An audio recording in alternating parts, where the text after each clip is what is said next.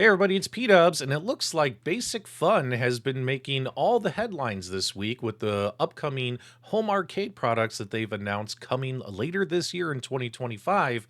However, are they about to repeat one of the biggest mistakes that Arcade1Up made?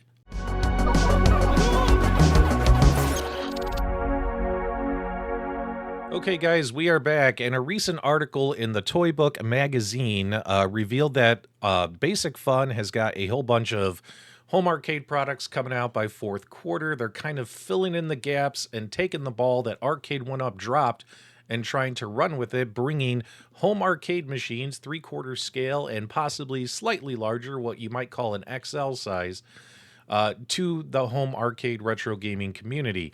One of the biggest headlines this week, of course, has been the announcement of their upcoming WWF Wrestlefest cabinet.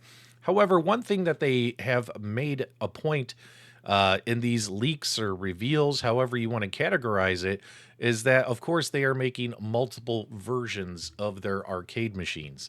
And although they're not calling them the same things that Arcade1Up calls variants of their arcade cabinets, they are still essentially doing the same thing. For example, here is our WWE Wrestlefest arcade that's coming soon, and this is what they're calling their Supreme line. Now, their Supreme line is supposed to be equivalent to an Arcade1Up XL line.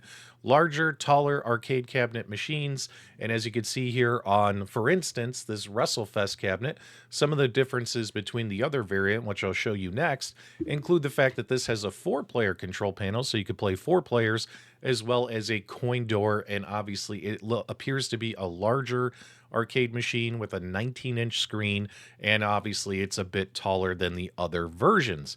Now, this is all well and good and cool and stuff, but they've also leaked out this particular thing right here, and this is what they're calling their Ultra Series. Now, when it comes to their Ultra Series has it's a smaller arcade machine, probably the same games list, probably the same 6 games included on it.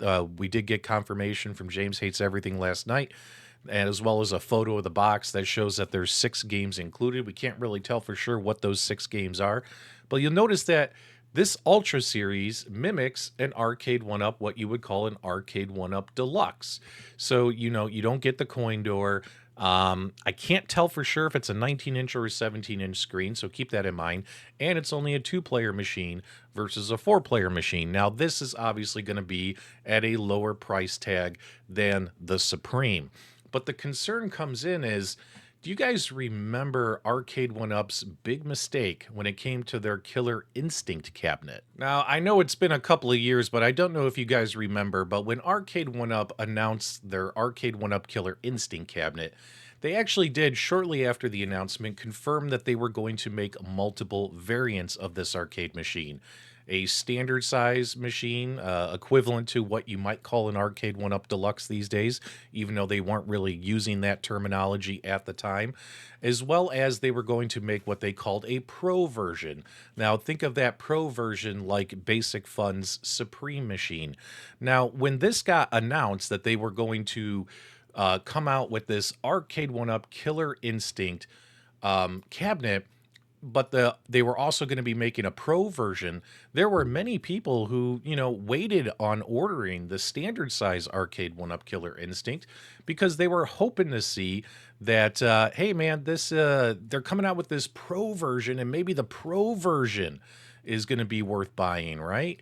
I mean, it's going to have the same games list and all that stuff, nothing different there, but it would also have the bigger screen, chrome T molding, and things like that. And then also it was going to have Suzo-Hap controls and things like that.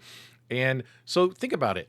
Because people knew another variant was coming, they didn't buy the standard variant. And keep in mind, I'm all about options. I love options. Options are good for the consumer, and also making products that fit into everyone's budget is a good thing as well. But keep in mind, from Arcade1Up's point of view, when it came to the standard Arcade1Up Killer Instinct arcade cabinet, it didn't sell as well right off the bat because people knew there was a pro version coming and they were waiting for the pro version reveal. So eventually they finally did the full reveal of the pro version cabinet for $1,000, and a lot of customers saw that the included upgrades, the larger size cabinet, the lower end Suzo controls, as well as chrome T-molding and a 19-inch screen didn't justify a $400 to $500 price increase versus the standard size Killer Instinct. And in fact, here's some footage from content creator PD7. Make sure you guys check him out on YouTube.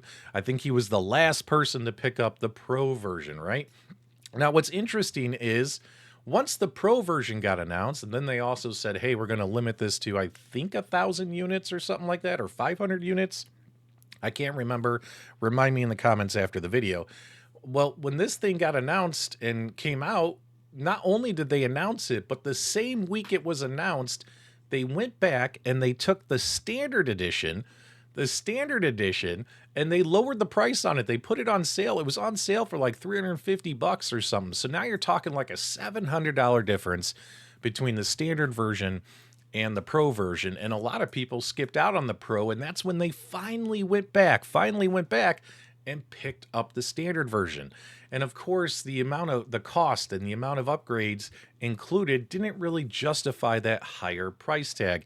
And who can forget, I believe it was content creator Overthink Gaming OTG, when he put out a YouTube short showing that he could just simply tilt the Pro cabinet, a large arcade machine about 70 some inches tall, and he was using, I think, his pinky. I think he just pushed it with his pinky, and it looked like it was about to fall over. So when I think about this, that is actually my concern. I like variants, I like options, but I think Basic Fun needs to try and figure out a way, how can we not repeat the mistakes that Arcade1Up made with their Killer Instinct cabinet? Not only did their Pro version not sell well because the upgrades included didn't seem worth it to consumers in the diehard community, not only did that not sell well, but on top of that, they ended up having then to go back and sell the standard version, which in this case, this Basic Fun Wrestlefest is the standard version. They had to put it on sale at a loss in order to get units moving after the Pro version was announced. So they couldn't even collect full retail on that. And that is what I'm wondering. How can Basic Fun avoid this from happening? It's a very interesting conversation because they seem to be doing what Arcade1Up is doing, letting people know we're going to release multiple variations of a game. Now, what Arcade1Up did is they said we're going to release multiple variations of a game. Here, this one's available today. We are having a Pro version coming out. We're going to tell you later what everything that's included with it, and we're going to put it up for sale later. So the question is how do you combat that? How do you not repeat the same failures that Arcade1Up did with Killer Instinct? Well, I mean, I guess what you could do is when orders go live for, let's just say, WrestleFest here, they really need to come in and say, look, guys, orders are going live today for all the variants. This company needs to be transparent, which Arcade1Up was kind of transparent, but not fully transparent about Killer Instinct.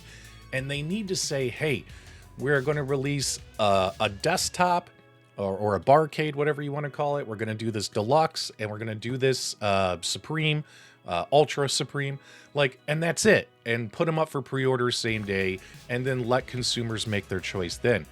If they wait too long, old stock sitting on shelves, I mean, they're going to have retail partners. Retail partners are going to want to close these things out and move them the same way they do with Arcade1Ups when they would put Arcade1Ups on clearance to get them out of their warehouses, get them out of their inventory, etc., get them off their sales floor, taking up shelf space. They're going to want to do the same thing, right? So in order to avoid, minimizing your losses, probably the best way to go is be 100% transparent in all the variants that you're releasing up front with consumers, especially in this diehard home arcade community. And not only that, let people know these are the features between the two. They're going up for order, let's just say same day, and let the consumers choose then. And let people know, hey, this is it. We're only going to release WrestleFest now, and maybe we'll come back in a couple of years, but for now, this is it. And that way you get people to open their wallets and make purchases, because I see a lot of people, myself included, possibly Knowing that Basic Fun is going to make multiple variations of cabinets, I see a lot of people like myself holding on to their money and not buying these machines until you're confident that every variant, every option has been announced, and now you're ready to make a purchasing decision.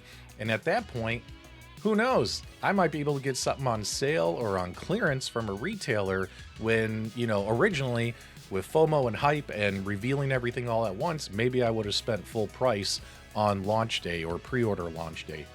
It's a very interesting topic. I want to know what you guys think about all this. Definitely give me your feedback on how Basic Fun should approach advertising and marketing all the different variant options for their arcade machine games coming soon in the comments below. If you enjoyed this quick news video and opinion video, do me a favor, give me a thumbs up on the way out. And as always, my dudes, thank you for subscribing.